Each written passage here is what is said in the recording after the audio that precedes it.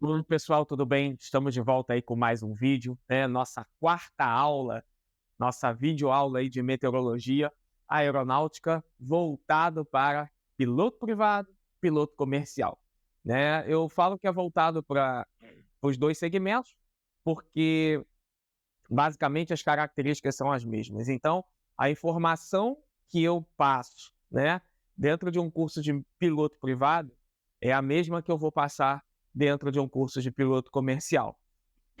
Eu não faço segregação. Aí perguntam assim: "Poxa, mas o piloto comercial não tem que saber mais do que o piloto privado?" Mas eu prefiro pecar pelo excesso do que pela falta, né, informação nunca é demais. Então, se o cara se prepara muito bem aqui, ele chega com folga aqui, tá. Então, graças a Deus aí estou me recuperando dessa gripe, um pouquinho de pigarro ainda, mas já estou num estado bem melhor do que eu me encontrava anteriormente, tá certo? Hoje nós vamos abordar os seguintes tópicos: a nossa atmosfera, vamos falar aí das nossas camadas atmosféricas, vamos falar do processo de absorção, difusão e reflexão, né, da luz solar, da radiação solar. Falaremos do albedo, da composição química da nossa atmosfera, da temperatura padrão chamada de temperatura ISA, né? E certamente aprenderemos a fórmula para calcular a ISA para toda e qualquer altitude que desejarmos. E, claro, toda e qualquer altitude que desejarmos até um determinado ponto, porque a partir de um ponto da atmosfera acontece um processo chamado inversão térmica, que ao invés de perdermos temperatura à medida que subimos, nós ganhamos temperatura à medida que subimos, o que nós chamamos de gradiente negativo. Gradiente positivo é quando eu perco temperatura na subida, e gradiente negativo é quando eu ganho temperatura na subida, tá? E falaremos também do desvio ISA, chamado de ISA Deviation, tá? Os manuais de aeronaves detêm muito essa informação aqui, tá? Então, tudo é sempre calculado em cima do desvio ISA. Tá certo, pessoal? Esses serão os nossos tópicos de hoje, mas antes de seguirmos para a nossa aula, roda a vinheta.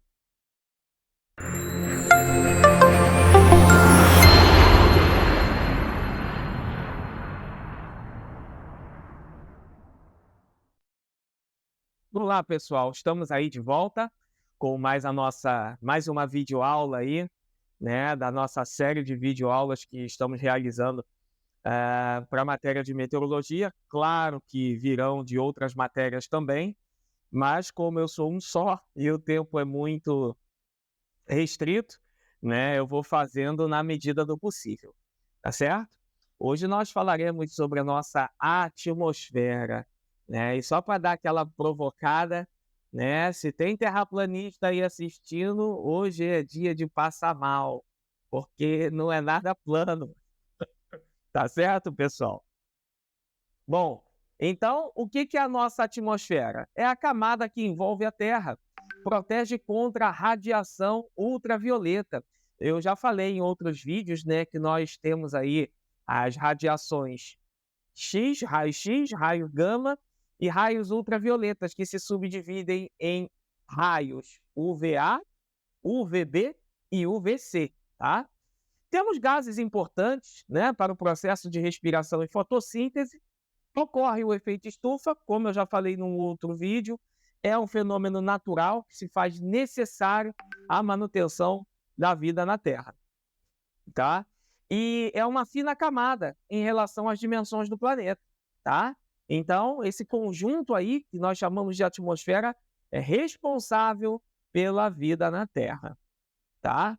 Então, aí, só para a gente brincar um pouquinho, não queiram fazer isso em casa, porque uma vez nessa condição, a sentença de morte é certa, tá, pessoal? Bom, então aí, ó, nossas camadas atmosféricas. Vamos falar de baixo para cima, tá? A primeira camadinha aí, a nossa troposfera. A segunda camada, a nossa tropopausa. E terceira camada, a estratosfera, né? E dentro da estratosfera eu tenho uma subcamada chamada ozonosfera. Temos a nossa quarta camada, chamada ionosfera, aonde ocorrem aí as auroras, né, boreais, e aonde também acontece a reflexão das ondas de rádio de alta frequência, tá? E a nossa quinta e última camada aí, a exosfera. Foi nessa camada, na ionosfera, que Nikola Tesla conseguiu constatar, né, a grande quantidade, a grande concentração de energia elétrica, tá? E havia-se até o projeto por parte do Nikola Tesla para distribuição, para captação e distribuição dessa energia elétrica. Mas, se tratando de ser humano, sabe o que aconteceu, né? Todos os projetos de Tesla foram destruídos e desapareceram. Então, aqui eu tenho a estrutura vertical da atmosfera. Reparem que esse 15 que se encontra na troposfera, né, é a temperatura padrão ao nível do mar. Não significa que sempre estará essa temperatura. E à medida que nós vamos subindo na atmosfera, reparem que nós começamos a perder, né, a temperatura. Perdemos temperatura no gradiente de 2 graus para cada 1000 pés que nós subimos. Só que até um determinado ponto. Porque quando chega na ionosfera, reparem que existe uma inversão térmica, ou seja, eu passo a ganhar temperatura à medida que eu subo, tá? Então, enquanto eu vou perdendo temperatura à medida que eu subo, eu chamo de gradiente positivo. À medida que eu ganho temperatura à medida que eu subo, eu chamo de gradiente negativo, certo? Então tem aí, ó, superfície terrestre aí, tem a troposfera, tropopausa, estratosfera, estratopausa, mesosfera, mesopausa, termosfera. Existem inúmeras camadas aí, mas que para o nosso objetivo, né, as principais foram as mencionadas aí no slide anterior, tá? Dica para a gente guardar aí as principais camadas atmosféricas de baixo para cima. É só lembrar da expressão tentei, tentei e infelizmente errei. Então, T de troposfera, T de tropopausa, E de estratosfera, I de ionosfera e E de exosfera, tá? Então, lembra da frase tentei, tentei e infelizmente errei. Só que dessa vez vocês não vão errar, tá?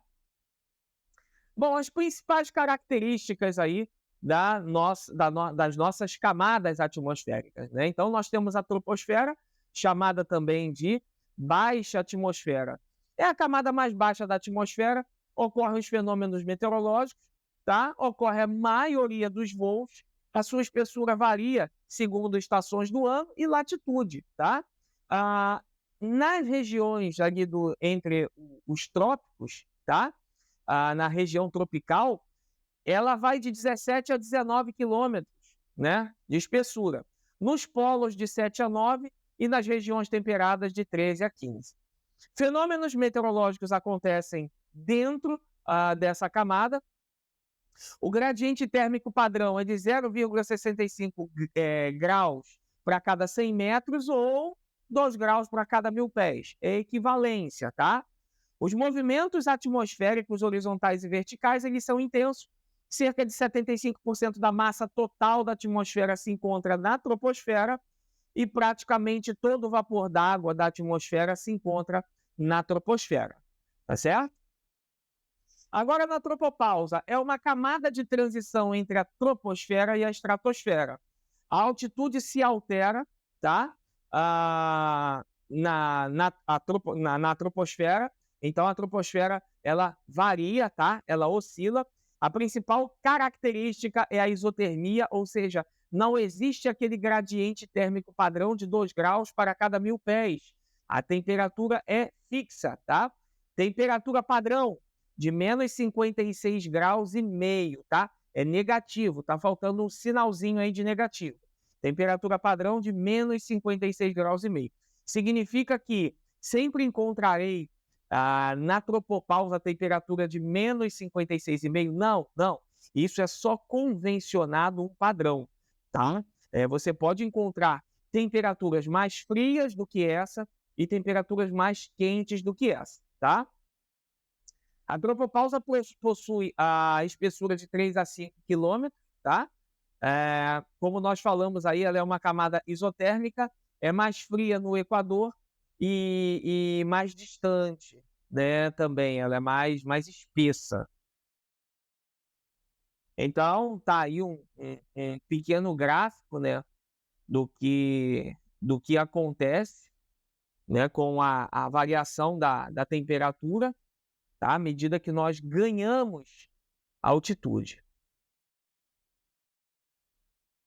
Nossa estratosfera, tá? Tem a subcamada, conhecida como camada de ozônio. A absorção da radiação ultravioleta acontece o processo, né, de início aí da difusão da luz solar, se estende até 70 quilômetros de altitude e ocorre a concentração de ozônio entre 20 e 50 quilômetros, tá? Realizando assim uma filtragem seletiva dos raios ultravioletas. Tá certo, pessoal? Então, nós temos aí os raios UVA, UVB e UVC, como nós já mencionamos, tá? E eu já falei isso no vídeo anteriormente, né? O ozônio, ele para se formar, ele depende o quê? Da luz do sol. Então, determinadas regiões do planeta ficam sem a presença da luz solar durante um período. Então, se não há presença da luz solar, como que ocorrerá a formação do ozônio? Então, fica essa gritaria aí, né, sobre buraco na camada de ozônio, mas não tem luz do sol, não vai ter formação de ozônio, tá certo? A ionosfera, tá? Ionizada por ação fotoquímica da radiação X e gama, início da filtragem seletiva da radiação solar altamente penetrante, raios gamas, raios X e raios ultravioletas. Reflexão das ondas de rádio, tá? Quando nós falamos de rádio, rádio de alta frequência, que é aqueles rádios HF que existem em aeronaves modernas, né? High frequency, né? Acontece as auroras polares e se estende de 400 a 500 quilômetros de altitude, tá certo? Uma coisa que eu preciso explicar aqui também, que muitos perguntam em sala de aula: por que o céu é azul? Quando acontece a difusão da luz solar na estratosfera, né, é a mesma coisa que você colocar um prisma apontado para a luz do sol. Quando a radiação solar adentra esse prisma, do outro lado forma-se automaticamente um leque, né? Um leque de cores, né? Literalmente um arco-íris. O comprimento da onda da cor azul é o comprimento de maior largura. Então é por isso que há a predominância da cor azul, porque o facho torna-se maior, o comprimento de onda maior e há predominância do azul justamente por causa desse motivo, tá certo? E a nossa exosfera, que é a camada superior da atmosfera, camada mais rarefeita, não exerce efeito direto de filtragem seletiva sobre a radiação solar e se estende a aproximadamente 1.000 quilômetros de altitude aí, certo? Bom, a nossa composição química, tá, da atmosfera. Então, o ar atmosférico é uma mistura de diversos gases e os principais são nitrogênio, né, na sua proporção de 78%, oxigênio na proporção de 21% e outros gases, né, 1%. Ressaltando que essa composição é considerando o ar completamente seco, tá? 0% de umidade relativa aí, tá? 0% de vapor d'água. Então, o vapor d'água ele pode variar de 0 a 4%. 4% é a capacidade máxima de vapor d'água que a atmosfera consegue reter, que o ar consegue reter, tá? Então, o mesmo ele não faz parte da composição química da atmosfera. Ele se faz presente na atmosfera, mas ele não é parte da composição química, tá certo? Então aí, ó, o nitrogênio, na verdade, são 78,09, oxigênio, 20,95, né, arredondando 21, argônio 0,93, dióxido de carbono 0,03 e outros traços dos elementos incluídos aí. Então, nós temos o neônio, hélio, criptônio, xenônio, hidrogênio, metano, e iodo, óxido nitroso, tá? Óxido de nitrogênio, desculpa, ozônio, tem o dióxido de enxofre, tem o dióxido de nitrogênio, tem o amônia, tem o monóxido de carbono, enfim, dentro daqueles 1%, tem essa gama aí, entre outros elementos mais que eu não relacionei aqui, tá certo? A atmosfera, ela fica presa à Terra, tá? Pela força da gravidade. Então, quanto maior a altitude, menor a densidade, tá? Então, a densidade é a quantidade de massa sobre o volume de um determinado corpo, tá? Então, a quantidade de matéria sobre um determinado volume é o que eu tratarei como densidade. Lembrando que tudo que está no numerador é diretamente proporcional ao elemento que eu quero achar, e tudo que está no denominador é inversamente proporcional. Então, densidade igual a massa sobre volume. Se o meu volume é constante, quanto maior a massa, maior a densidade. E se eu tenho uma massa constante, quanto maior o volume, menor a minha densidade. Certo? Bom, a seletividade atmosférica. Acontece aí o processo de absorção, reflexão e difusão, né? Então, temos aí a nossa radiação solar em 100%. Tá? Então, 19% absorvido pela atmosfera e pelas nuvens, 51% absorvido pela superfície terrestre, né? Parte é refletida, 4% volta, 20% refletido pelas nuvens e 6% refletido pela atmosfera. Então, quando eu faço esse somatório, 19 mais 51 mais 4 mais 20 mais 100, totaliza esses 100% de radiação solar, né, emitido pelo Sol, tá? Radiação solar vinda aí, né, em 100%. Absorção é um processo físico onde a forma de energia mais perigosa à vida são absorvidas pela atmosfera. Então, eu tenho aí a radiação gama, a radiação X e a radiação ultravioleta. E a reflexão é um processo físico onde parte da radiação solar é devolvida ao espaço. Então, o albedo médio da Terra é de 30%.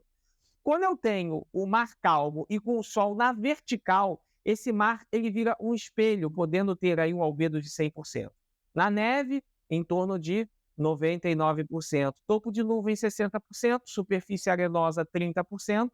Tá? E as florestas bem espessas, 5%. Tá? Então, ressaltando que quanto mais brilhosa e mais clara for a superfície, maior a capacidade reflectiva dessa superfície. Difusão, tá? Difusão é um processo físico parecido com um prisma.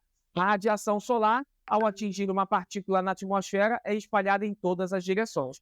Como nós acabamos de mencionar, né, aí sobre esse prisma, o que acontece, tá?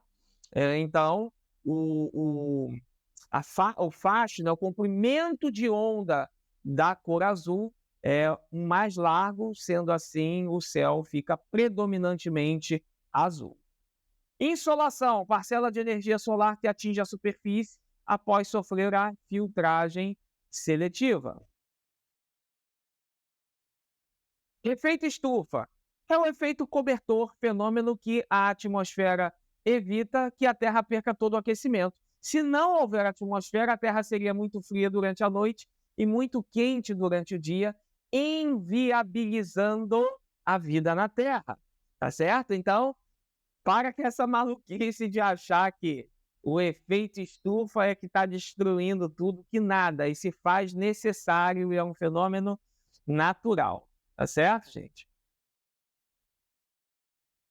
Bom, a atmosfera padrão, chamada de ISA, ICAO Standard Atmosphere, tá? Nível do mar, valor médio da Terra, esfera perfeita e lisa com volume correspondente, né? Terra, água. Essa é a definição de nível do mar. Altitude, distância vertical que separa um ponto no espaço do nível do mar, tá? E a altura, distância vertical que separa um ponto no espaço do solo. Bom, nível vai ser qualquer superfície paralela à superfície do mar padrão, tá? 1013,2. Então, basicamente, aí, já com 3 casas decimais para ser mais conservador, né? A composição aí da nossa atmosfera, tá? Então, a atmosfera padrão, ressaltando, é considerada seca sem a presença do vapor d'água. Bom, parâmetros aí. Temperatura na tropopausa, como mencionamos, temperatura padrão de menos 56,5 graus. E os valores de ISA, considerando que a nossa atmosfera vai até uma altura de 20 quilômetros. A pressão equivale a 1.013,2 kPa, que é a mesma coisa que 29,92 polegadas de mercúrio. Temperatura ao nível do mar de 15 graus, correspondente a 59 graus Fahrenheit. Temos um gradiente térmico padrão de 0,65 graus para cada 100 metros, que é o equivalente a 2 graus para cada 1.000 pés.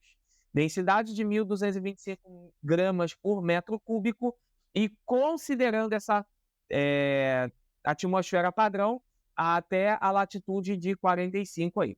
Velocidade do som de 340 metros por segundo, que é igual a 1.224 km por hora, 660 nós, que corresponde a Mach 1. Tá certo? Então, muitos modelos da atmosfera foram propostos. De um modo geral, os modelos são idênticos até 32 km de altitude. Os modelos da atmosfera mais conhecidos são o International Standard Atmosphere, tá? A ISA, publicado pela International Organization for Standardization, que é o que nós conhecemos como o ISO, o padrão ISO, tá? O ISO 2533 de 1975. Este modelo é a representação da atmosfera terrestre desde a superfície da Terra até 32 quilômetros de altitude, tá? O ICAO Standard Atmosphere, de 1993, da ICAO, tá? Este modelo é o mesmo da ISA, mas estende a gama de sua altitude até 80 quilômetros de altitude aí, tá? E US Standard Atmosphere, de 1976, desenvolvido pelo National Oceanic and Atmospheric Administration, que é o conhecido NOAA. São aqueles caras malucos que adentram a furacões, né, com um avião, coletando todas as informações necessárias para que se possa dimensionar, né, e categorizar esse furacão, tá? Pelo National Aeronautics and Space Administration, a NASA, e pela United States Air Force, USAF. Este modelo é uma representação da atmosfera terrestre desde a superfície da Terra até 1.000 quilômetros de altitude. Então, nós precisamos entender que se nós temos um gradiente térmico de 2 graus para cada 1.000 pés, tá? E a temperatura padrão ao nível do mar é de 15 graus, tá? Considerando a pressão de 1.013, sem vento, sem umidade, tá? Então, a temperatura ISA vai ser 15 menos 2 vezes a nossa altitude dividido por 1.000. Esse N aí da fórmula é o nível em pés, tá? Então, nós vamos colocar nunca o nível de voo. Vamos supor o nível 150. Eu não vou colocar os 2 vezes 150 dividido por 1.000. Nível 150 corresponde à altitude de 15.000 pés. Então, eu vou substituir por 15.000, tá? Vamos praticar isso daí no quadro para ficar mais fácil o entendimento? Dito bem. Então, aqui como que nós efetuaremos o cálculo para nossa ISA, tá certo? Vamos ao primeiro exemplo aqui. Então, sabemos que a fórmula é 15 menos 2 vezes a altitude dividido por 1.000. Então, a temperatura ISA a 10.000 pés, a temperatura padrão. 15 menos 2 vezes 10.000 dividido por 1.000. Corto 3 zeros, para facilitar o nosso cálculo, tá? Vai ficar 15 menos 2 vezes 10. 15 menos 20, eu tenho a temperatura padrão de menos 5 graus. Então, essa é a temperatura padrão a 10 mil pés. Significa que a 10 mil pés a temperatura estará sempre a menos 5? Não, pessoal. Isso é uma temperatura padrão, não uma temperatura real. Tá certo? Vamos ao nosso segundo exemplo. Bom, vamos ao nosso segundo exemplo aqui, tá? Temperatura ISA a 18.500 pés, tá? 15 menos 2 vezes 18.500 dividido por 1.000. Corto 3 zeros, cortei 2 zeros. O terceiro zero, eu tiro o ponto e transformo em vírgula, tá? Então, 15 menos 2 vezes 18,5 vai dar 37 aqui. 15 menos 37, então eu tenho a temperatura padrão de menos 22 graus a 18.500 pés. Significa que a 18.500 pés eu terei a temperatura de menos 22? Não, isso é uma temperatura padrão. O real pode ser bem diferente disso daí, certo? Vamos para o nosso terceiro exemplo. E agora aí o nosso terceiro exemplo, tá? Então, temperatura ISA a 2.000 pés. Então, 15 menos 2 vezes 2.000 dividido por 1.000. Corto 3 zeros embaixo, corto 3 zeros em cima para simplificar a conta. 15 menos 2 vezes 2 vai dar 15 menos 4. Então, a temperatura padrão a 2.000 pés são de 11 graus. Significa que estaremos a 11 graus em 2.000 pés? Não, é só uma temperatura padrão, é só uma referência. Tá certo? Vamos voltar para a nossa aula. Então, vamos falar da nossa TAT aí, que é a nossa True Air Temperature, tá? Então, nossa temperatura verdadeira do ar. Aqui, nesse primeiro momento, nós vamos chamar de TAT, de temperatura verdadeira do ar. Mas, quando vocês aprofundarem os estudos de vocês, vocês observarão que essa sigla de TAT, ela muda, ela deixa de ser True Air e passa a ser Total Air, tá? Então, medida pelo termômetro externo da aeronave, também chamado de OAT, tá? Outside Air Temperature. E o ΔT, tudo na física que envolve delta é diferencial, tá?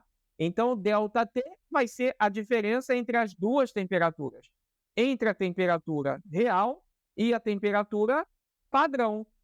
Então, ΔT, ou seja, variação de temperatura será a nossa TAT menos a ISA, tá?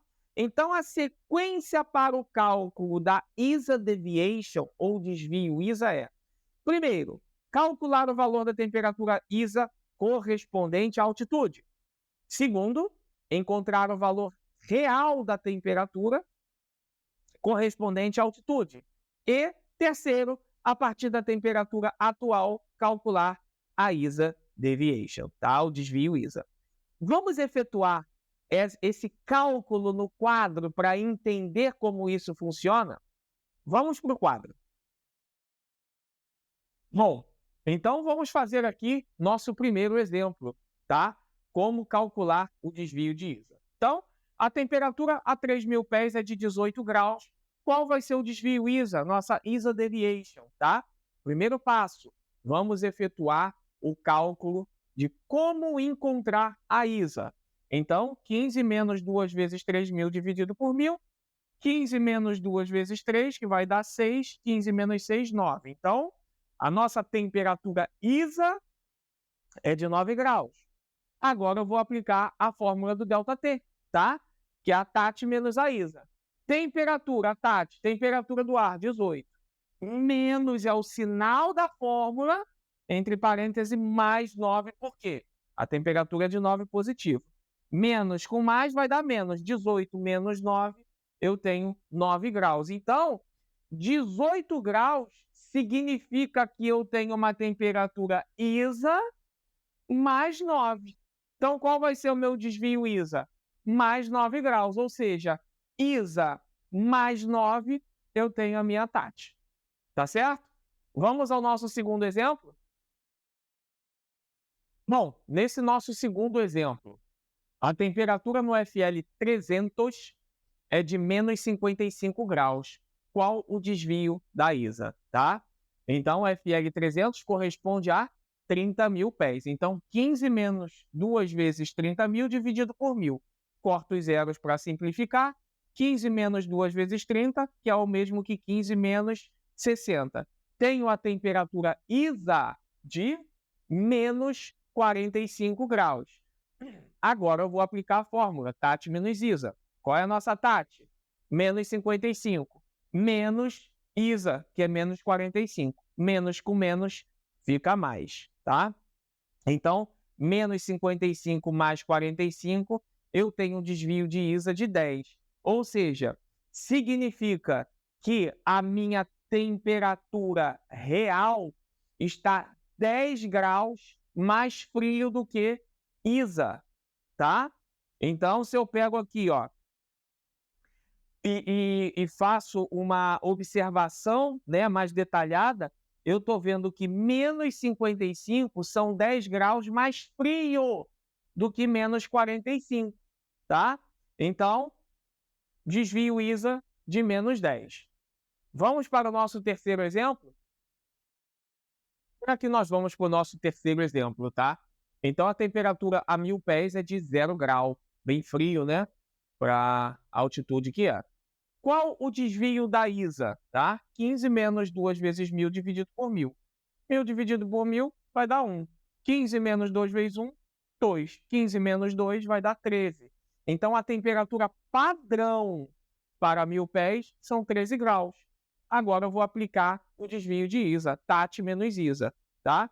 0 menos, aqui da fórmula, mais 13. Menos com mais vai dar menos. 0 menos 13, então eu tenho menos 13 graus de desvio ISA. Ou seja, significa que a 0 graus eu estou 13 graus mais frio do que o padrão ISA, tá? Então, ó, ISA é 13.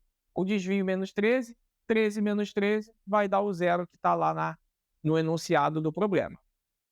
Tá certo, gente? Vamos para a nossa aula.